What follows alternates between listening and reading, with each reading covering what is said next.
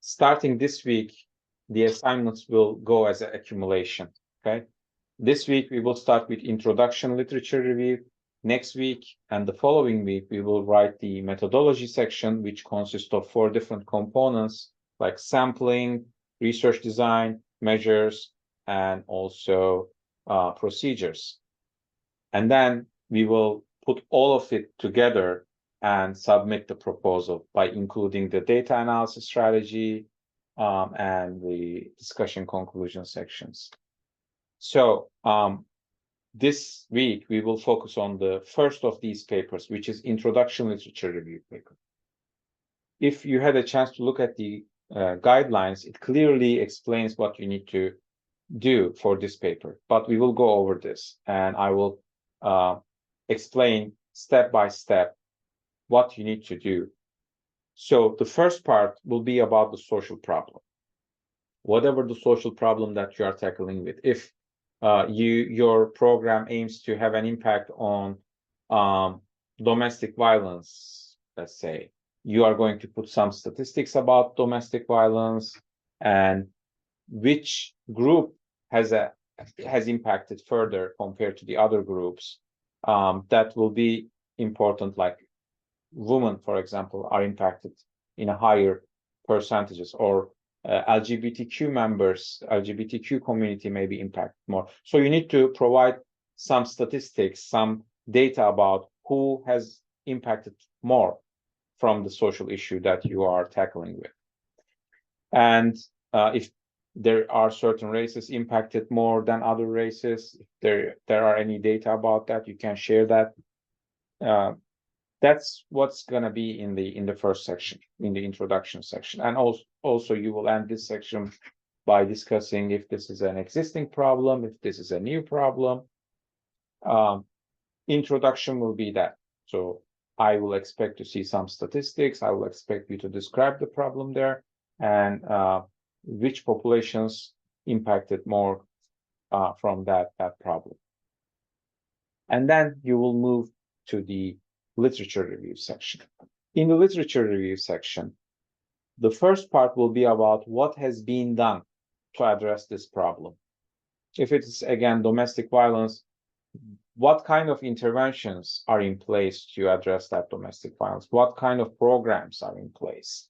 If it's a certain mental health issue, let's say depression, what kind of programs are available to address that depression? If you are tackling with a certain population, defined population, and you can find something for that population, that will be even better.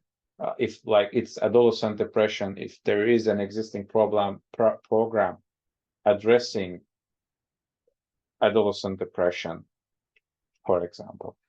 So whatever you find in the literature, you will talk here what is being done to address that problem.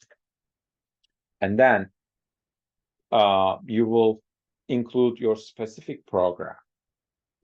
Okay, what's that program? And you will provide some details about that program in the second section.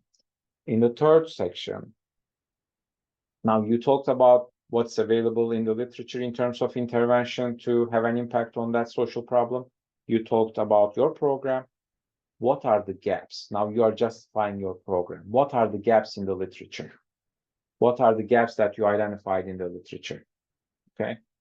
In the literature, there were available interventions, available programs, but they were missing this component, or they were not specifically designed for this population. Okay. So whatever the gap is that you identified, you are going to put it to the third section, limitations and gaps in the literature that you identified. By using those gaps, you can justify your study. You can justify why you are doing that study, right? Because the interventions in the literature are not focusing on this dimension, or are not providing this methodology, or are not focusing on this specific population, but you are. And finally, you will end this paper with the most important part, which is your research question, your PICO research question. So your PICO research question will be at the bottom of this paper. And also, it will be in your future papers too. Okay, so I want you to put this PICO research question you have, the research question of your study, to each of the future papers as well. Okay. Again, you will end this paper with the PICO research question that you have. In the previous week, we went over some examples of the PICO research questions, and we can go over similar examples again this week. And if you want, you can put your draft research question to the chat box after we've finished with that, and I can provide feedback to your research question. When you are creating your research question, one thing is really important. When you are thinking about the outcome, so when we are saying PICO, we have 4 components, right? Population, intervention, comparison, and outcome. Comparison is not always needed. Sometimes you have comparison, sometimes you don't. But the other 3 components are the components that I'm expecting to see in your research questions, right? Population. Who is your population? Intervention. What is the intervention that you are using? Is it ABC program, that the name of your program? Is it a specific intervention like CBT? What is it? And then the outcome, which is what is the issue that you are trying to make an impact on? Is it the depression rates? Is it the PTSD rates? Is it the increasing academic success? What is the outcome? When this part is important, when you are deciding to the outcome, please think about how you are going to measure that outcome. Okay, so you probably know your outcome. You probably know what in which component you are trying to make that impact, right? Please think about how to measure it. If you come up with an outcome that is easy to measure, that will make your life easier. If there is a pre-existing measure, for example, your job will be easier in the week 4 and week 5 when you are writing a measurement section. If there is no pre-existing measure, then you need to think about how to come up with a measurement to measure that outcome. Okay. You can find pre-existing measure for a bunch of different things like mental health issues such as depression, PTSD. You can find measures to measure anxiety. You can find measures to measure academic success. You can find measures to measure satisfaction, life satisfaction, etc. So a bunch of different things has a pre-existing measure. So my recommendation to you is please make a brief search to see if there are any existing measures for that outcome that you came up with. If not, think about how to operationalize that outcome, how to make it measurable, what kind of items you can put to measure that. All right, now let's talk about research questions a little bit. I will show you some examples of research questions. Then, if you would like to share your research question draft with us, I can look at it and provide feedback. If you don't want to do that, you don't have to. You can just think further about it and put it to the paper. So let's look at the research questions. So to go to the PowerPoint that I showed you last week, you need to go to the modules and scroll down to week 3. And under week 3, when you click on the first page and scroll down to the bottom, you will see these resources. This is the PowerPoint that I show you. So you can download this, and it's here. And then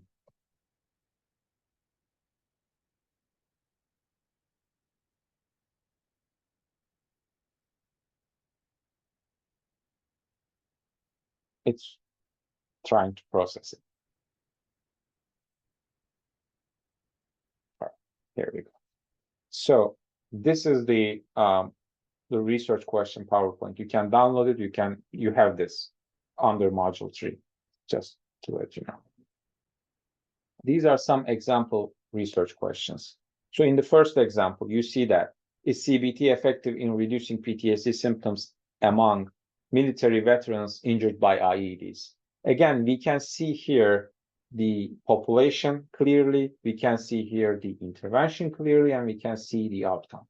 So the intervention is CBT.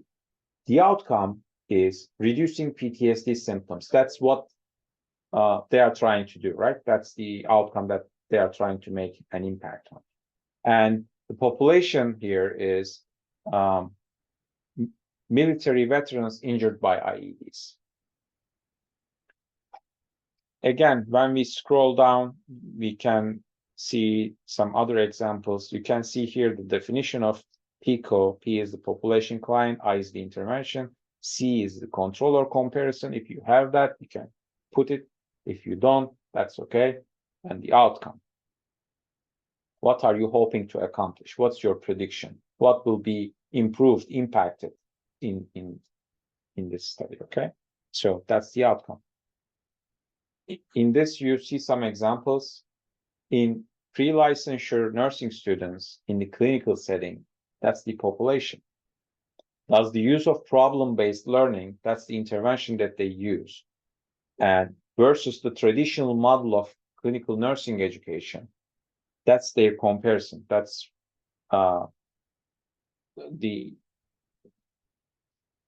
this model is the model that they are using to compare with their intervention. And finally, improve critical thinking. That's their outcome. That's what they are trying to make an impact on, critical thinking. On the other research question, you see that for children with EREC, that's their population, does taking antibiotics, which is intervention, compared to not taking antibiotics, that's comparison, reduce levels of reported pain. That's what they are trying to make an impact on, right? Reported pain. As you see in these examples, in the research questions, they had 4 components. In these examples, you can have 3. But you can use these framework when you are creating your research question, right? But before creating this, before drafting your research question, please write down these 4 components. Who is in your population? What is the intervention that you are going to use? Again, it can be your program, it can be an intervention like CBT, EMDR, it can be a workshop, whatever it is, that intervention. Make sure it's clearly stated in your research question. And the outcome. Okay, you may or may not have the comparison. Again, that's up to you. If you have something to compare with, if you want to compare your intervention with something else, that's okay. It can be like, my intervention is CBT, I would like to compare it with EMDR, that's okay.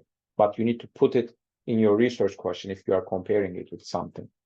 If you don't want to compare it, you can just say, is CBT effective in reducing depression levels of adolescents, like specific population, whoever it is, then you will have all components needed, okay? Again, you can use either these 2 or the questions that you saw in the first page as a framework and built on that with your own information, with your own population, your own intervention, and your own outcome. Does that make sense now? Do you guys have any questions about research questions?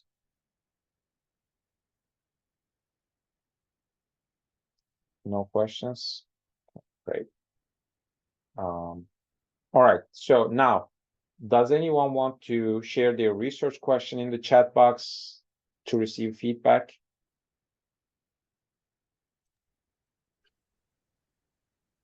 Yes, I'm writing. That's okay. Very good. Hi, I submitted one also, but can you see it? This is Mia. Is the Sources of Strength program Okay. effective at reducing before the trace of suicidality? That's good. Okay. Thank you. But you need to, one thing I want you to Okay. consider is how you are going to measure self-reported suicidality. Is there a scale for this? Is there like how you are going to come up with that measure? Just think about that Yeah. one. So would it be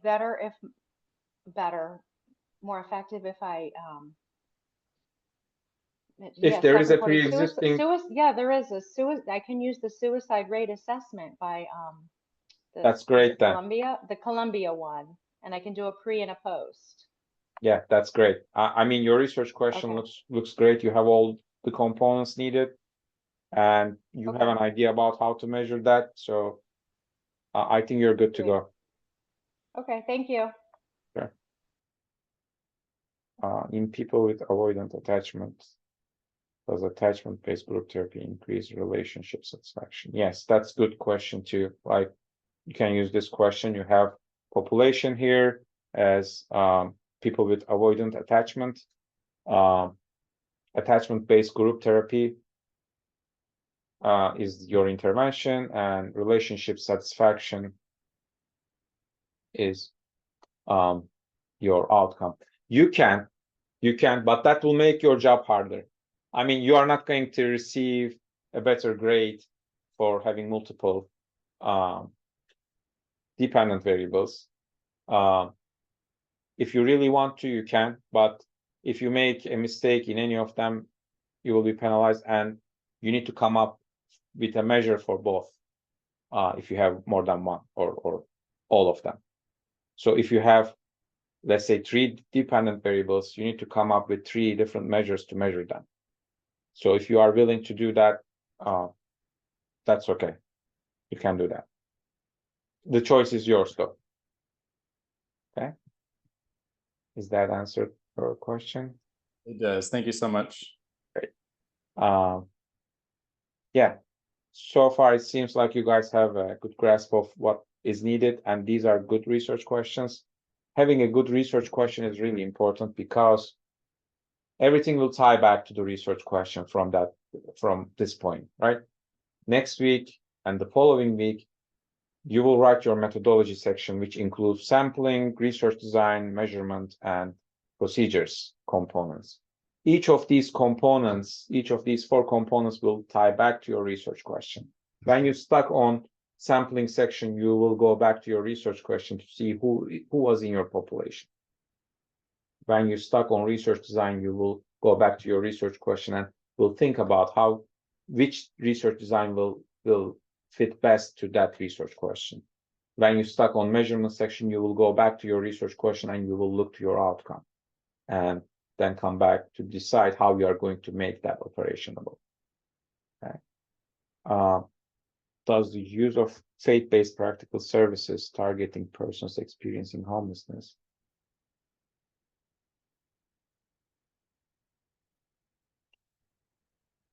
This is a good question too, but you just need to make the population more clear. So in here you have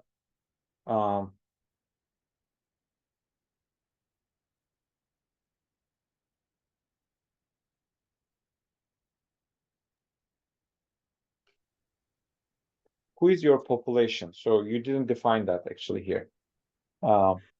Because does the use of faith-based practical services targeting persons experience homelessness and those impacted by poverty is your intervention? This is your intervention. So the intervention is lead to increased access to homeless services is your outcome. But you don't have the population listed here. And I would say the intervention is too detailed. You can just name this. You can give it a name, right? ABC intervention, like make it shorter in terms of clarification. And also one thing, Marlene, I want you to consider is how you are going to measure increased access to homeless services. Okay. So when we are doing this, we are giving, let's think about this, like we are giving people questionnaires asking certain questions, right? For depression, for example, we are measuring their depression rates. Now, each person has a depression rate for each survey. If we are doing pre-survey and post-survey, we have their depression rates before our intervention, and then they are taking our intervention. Let's say that this is CBT, cognitive behavioral therapy. We are providing that CBT intervention, and then we are measuring their depression rates again, right? So we have 2 depression rates now for each person. And now we can run some statistical analysis to determine if their depression score improved or not based on the intervention that we provided. So what I'm recommending you is to consider your outcome, how you can operationalize that outcome, how you are going to measure that, what kind of questions you are going to ask people to make this operationable, to see the difference, to see the improvement later on. Is that making sense? So it's better to think about this now than when you are in the methodology section. How am I going to do that? It's complicated. So try to not make a complicated question for yourself. Try to make it as simple as possible, and especially when choosing the outcome, try to choose something that you can make it operationable, measurable. Is that making sense? It is. Okay. And if Thank you you. still have hard time when we are approaching towards the end of the week, please contact me. We can like look at it together to come up with Thank a you. research question together. Any other questions? Any concerns? Next week, I'm planning to post the presentation sign-up sheets. I'm planning for 3 dates, 3 different dates. So please take a look at the available dates next week, not this week, next week. It will be available, so you keep an eye on it. So whenever it's on, you can just sign in for a date, for a presentation date. Do you guys have any general questions, concerns about the course? Yeah. No, I'm good. Thank you very much, Professor. All right, sounds great. And that was it from me for this week. If you guys have any questions, you can always email me. And I'm looking forward to see you guys next week in the Zoom session again. Next week, I will try to add 1 more session to the Zoom sessions, because I heard some of you are having hard time to participate due to work schedule. So I will try to add a later time, like 6:30 p.m. As another option. So it will be more accessible, hopefully. All right, everyone. Have a great rest of your week, and looking forward to see you guys next week. Bye-bye.